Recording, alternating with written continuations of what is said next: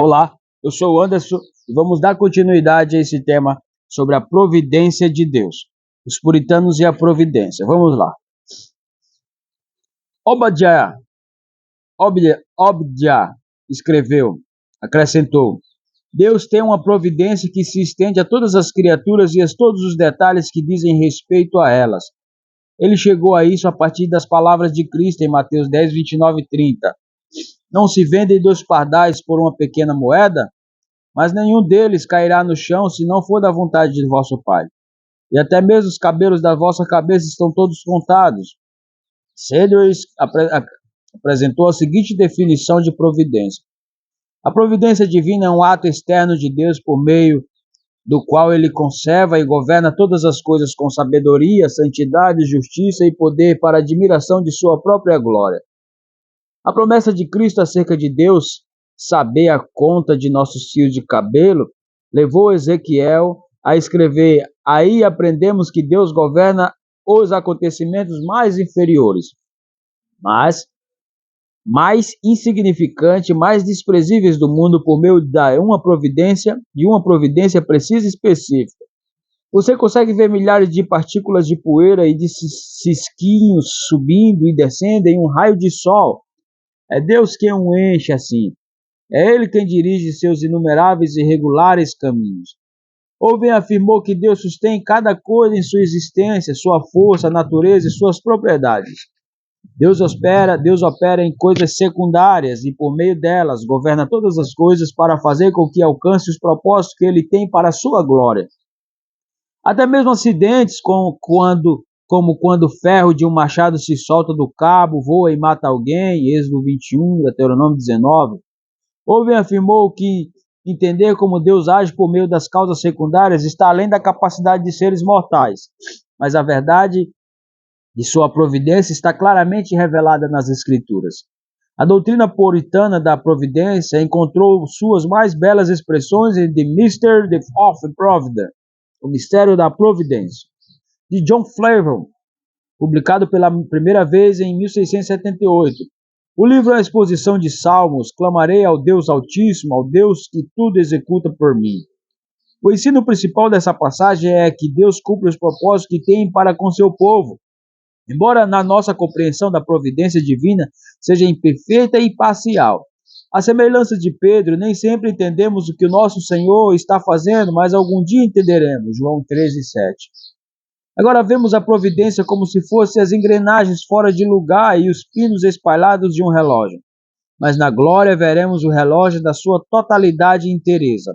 Em contraste, Deus vê a providência como a realidade uniforme e atuante, pois conhecidas são a Deus desde o princípio do mundo todas as suas obras. Atos 15. Segundo Flavel, ele é como um anatomista minucioso que distingue o caminho de todas as veias e artérias do corpo. Diante desse mistério, precisamos permanecer firme naquilo que Deus revelou nas Escrituras. Também é possível ver a providência de Deus em suas bênçãos, os casos usuais. Vamos dar aqui.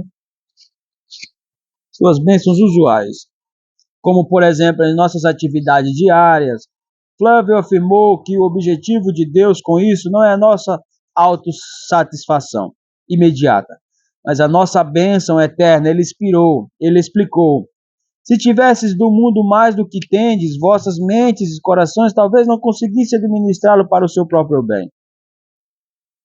Deus coloca obrigações diariamente sobre os nossos ombros para que não sejamos preguiçosos e também para que não demos ao nosso chamado neste mundo precedência sobre o nosso chamado para confiar no Senhor e servi-lo. Para que não demos ao nosso chamado deste mundo precedência sobre nosso chamado para confiar no Senhor e servi-lo. Jamais nos esquecendo de que Deus é o nosso supremo benfeitor. Uma das maiores bênçãos da providência divina é o casamento e a vida familiar. Provérbios 19, 14. Diz: a mulher prudente vem do Senhor. Deus age de maneira maravilhosa e inesperada, que nos ensina o que não acontece que os homens imaginam, mas o que a sabedoria infinita dele julga melhor e mais benefício para eles.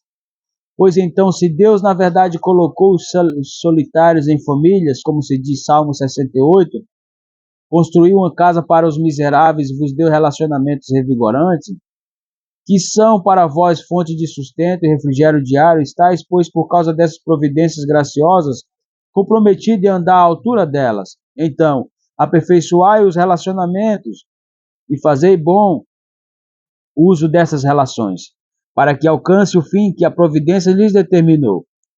Andai junto com os cordeiros da graça da vida, esforçai-vos por seres bênção um para com o outro. Andai assim em vosso relacionamento para que o dia da despedida seja agradável. Em breve a morte dividirá a família, então nada a não ser o sentimento de dever cumprido ou de faltas perdoadas trará consolo. Flávio escreveu isso baseado em experiência pessoal, quando The Mr. Alfred Provid foi publicado pela primeira vez, no ano de 1678. Flávio já tinha perdido a primeira esposa e o filhinho no parto. Havia se casado de novo, mas sua segunda esposa também morreria antes dele. Um dos objetivos de Flávio era destacar as provas da providência divina ou concretizações da providência, que deviam ser observadas na vida e na experiência dos cristãos, em especial aquelas que eles e seus companheiros na fé haviam experimentado naqueles dias. Flávio relacionou 10 dessas concretizações providenciais em que identificavam as atividades de Deus, começando pela nossa formação e proteção no ventre, passando pelo nascimento e chegando até a vida presente. A família em que somos criados, os perigos que somos protegidos, as tentações das quais somos guardados, as maneiras como a providência nos capacita a vencer o pecado e a viver para a glória de Deus. O objetivo de Flávio aqui é expresso por meio da pergunta: não percebes quão bem-aventurado és como filho de Deus como esse? A providência de Deus assume especial importância em nossa conversão a Cristo. Ouvem afirmou, a propagação do Evangelho a uma dada nação, lugar ou grupo de pessoas e não outros, como meio de vida e salvação. Acontece pela pura e livre graça, pelo bom propósito da vontade de Deus. Atos 16. Golden escreveu, o princípio pelo qual ele opera todas as coisas é o mesmo princípio pelo qual operou a graça no coração dos crentes de Éfeso. Poder total, uma mão eficaz, de acordo com o conselho da sua vontade. Flávio observou que acontecimentos fortuitos conduziram pessoas à fé. Por exemplo, o homem da Etiópia que se encontra no deserto com o evangelista, Atos 8. O general Sírio é aconselhado por uma jovem escrava sobre como podia ser curada da enfermidade, 2 Reis 5. Uma mulher caminha solitariamente em meio-dia até o poço da cidade e encontra um estranho conselho, João capítulo 4. Flávio disse que é possível ver os mesmos padrões no mundo contemporâneo, pois a providência de Deus não se limitava à época da Bíblia. Por exemplo, soldados espanhóis entram em cidades alemãs para tomá-las e são conduzidos à fé em Cristo. Um pedaço de papel encontrado por acaso explica o caminho da salvação. Uma atração romântica leva alguém a ser escolhido por uma família verdadeiramente cristã. Um pregador se desvia da ideia central de seu sermão e por causa de comentários casuais. Alguém se converte, um cristão é preso e por causa de seus comentários. E por causa de comentários casuais, alguém se converte. Um cristão é preso e seu testemunho leva à conversão de colega de prisão. Cristãos perseguidos são dispensados, mas por meio disso o evangelho se alastra. Em tudo, Deus é absoluto e gloriosamente soberano. Até mesmo ações maldosas podem ser usadas por Deus em sua obra.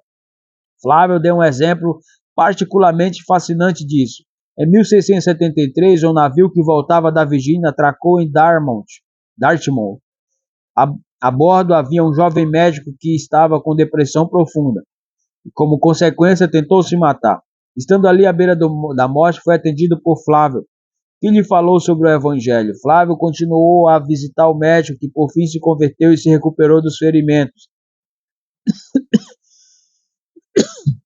Assim, Deus usou providencialmente uma tentativa de suicídio para levar um homem à conversão e transformou o mal em bem. Outras experiências talvez não sejam tão espetaculares, mas não são menos sobrenaturais. Glória a Deus. Na próxima aula estaremos tratando sobre a contestação puritana em defesa da providência. Que Deus assim nos abençoe. Fizemos a introdução, certo? Ao conceito e já falamos sobre o ensino puritano sobre a providência. Que Deus assim nos abençoe. Deixe seu like nesse vídeo aí. Isso aqui é Teologia Puritana Explicado.